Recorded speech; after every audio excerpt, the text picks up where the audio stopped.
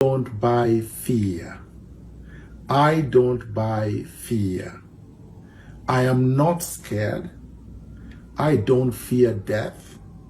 I don't fear abduction. I don't fear William Ruto. I'm not shaken by his threats. I'm not shaken by his attempts to intimidate. I'm not shaken by the hordes of charlatans he has sent to abuse me. I am not shaken by his desperate effort to divide and rule. I'm not shaken by his attempt to scandalize us. We expected this. We expected William Ruto to deploy the NIS, to deploy the rotten surrogates, to deploy his grade 2 minions like Faruk, Kibet, and Oscar Sudi to try to assassinate us, to try to abduct us, to try to scare us. But we are not scared. We are fearless. We are focused like laser beams.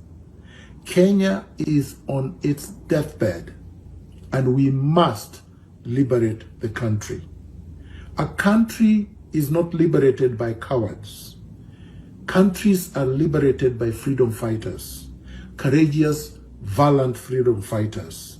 Freedom fighters like us who have decided that we are going to put a permanent stop to the plutocracy going on, to the tyranny going on, to the attempt by William Ruto to turn Kenya into a country, or is it really a country? A basket case of 25 trillionaires dominating over 60 million Kenyans. That's what is going to happen if we don't stop William Ruto now.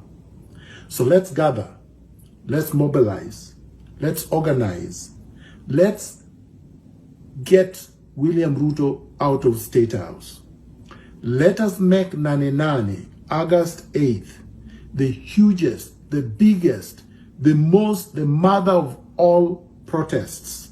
Let's write history.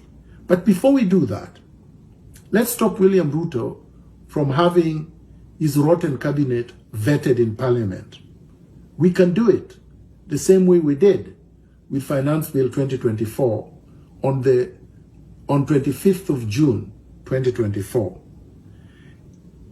It is high time that we put aside parochialism, sectarianism, tribalism, all the isms that William Ruto and his cohorts are using to divide us.